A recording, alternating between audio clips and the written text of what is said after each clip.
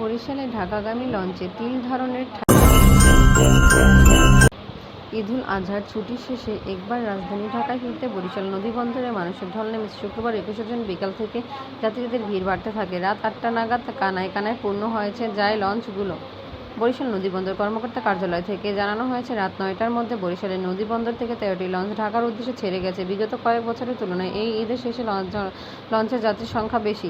বরিশাল নদীবন্দর ঘুরে দেখা গেছে, ১ নম্বর পল্টনে থেকে ৩ নম্বর পল্টন পর্যন্ত গাদাগাদি করে নোঙর করে আসছে বিশালবহুল লঞ্চগুলো। একটি লঞ্চ পল্টনে স্থান না পেয়ে অপর লঞ্চের পেছনে নোঙর করে যাত্রী তুলেছে।